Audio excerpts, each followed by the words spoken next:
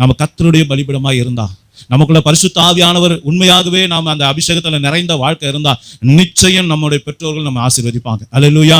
அந்த ஆசீர்வாதம் நம்மளை என்ன பண்ணும்? பெருக பண்ணும். யாக்கோபு சொல்றான், இஸ்ரவேல் புத்திரங்களை பார்த்து சொன்னா, என் ஆசீர்வாதம் எங்க அப்பாவுடைய ஆசீர்வாதத்தோட பெருசு. என்னது?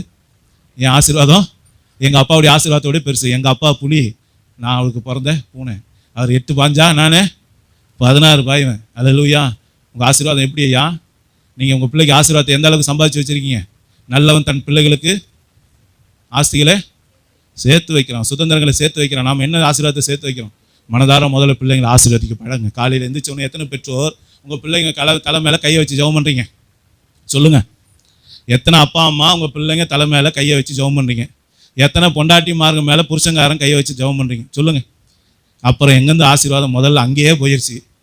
அட்டண்டன்ஸ் அங்கேயே கேன்சல் ஆகி போச்சுன்னா அப்புறம் எங்கேருந்து? சொல்லுங்கய்யா, சொல்லுங்க.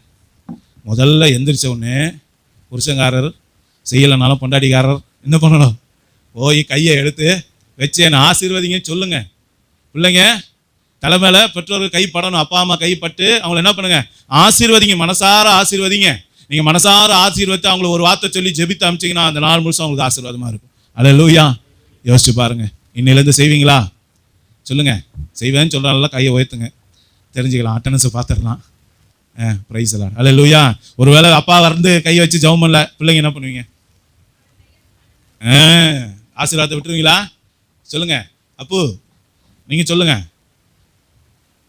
இல்லையா? அப்பா வைக்கலன்னு வச்சுக்க கையை தலைமையில என்ன பண்ணிடணும்? போய் இழுத்து பிடிச்சி தலைமையில வச்சு என்ன ஒரு பிளஸ் பண்ணிட்டு போ, எதையா ஒன்று சொல்லி என்ன ஆசீர்வதிச்சுட்டு போப்பான்னு சொல்லணும். புரியுதா? விடக்கூடாது. புரியுதா? அல்லேலூயா. சிஸ்டர், இது சும்மா சொல்ல ஆண்டோட வார்த்தை. ஆண்டவர் கர்த்தர் கணவன்ற ஸ்தானத்துக்கு ஒரு மகிமை வச்சிருக்காரு, மனைவின்ற ஸ்தானத்துக்கு ஒரு மகிமை வச்சிருக்காரு. அது ஏன்னா அவர் கொடுத்தது. நல்லா கவனிச்சிங்க. அந்த ஸ்தானத்தை மதிக்கிறவங்க ஆசீர்வதிக்கப்படுவாங்க. என் புருஷன் எனக்கு கொடுத்தது அப்படின்னு சொல்லி அந்த ஸ்தானத்தை அவர் கொடுத்தாருன்னு யாரு மதிச்சு அவர்கிட்ட போய் நீங்க பிளஸ்ஸிங் வாங்குறீங்க, நிச்சயமா சொல்ற பாருங்க, மற்ற சகோதரிகளை காட்டில நீங்க விசேஷித்தவங்களா இருப்பீங்க. மற்ற பிள்ளைங்களை காட்டில அப்பா அம்மா கிட்ட ஆசீர்வாதம் பெற பிள்ளைங்க நிச்சயம் ஆசீர்வாதமா இருப்பீங்க. யோசிச்சு பாருங்கய்யா. சரி, எத்தனை பேர் பிறந்த நாளானா பிள்ளைங்களுக்காக ஜெபம் பண்ணியிருப்பீங்க? சொல்லுங்க. விஷ் பண்ணியிருக்கீங்களா? ஜெபம் பண்ணியிருக்கீங்களா? அப்புறம் எங்கங்க? எப்படி நாமளே நம்ம பிள்ளைங்க ஆசீர்வாதமா இருக்கணும் ஜெபிக்கலன்னா யார் வந்து ஜெபம் பண்ணுவா? மேல இருந்து தூதன் ஏதாவது வருவாங்களா? சொல்லுங்க. காண்கிற சகோதரனிடத்துல, என்னது? காண்கிற சகோதரனிடத்துல அன்பு கூறலன்னா சொல்லுங்க. பேதுரு வேற சொல்லிட்டாரு, போன வாரம் கூட பார்த்து, என்னன்னு?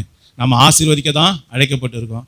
வாயை திறந்து நல்லா இருப்பான்னு சொல்றது இன்னையா கஷ்டம்? சொத்தியா கொடுத்துட போறீங்க?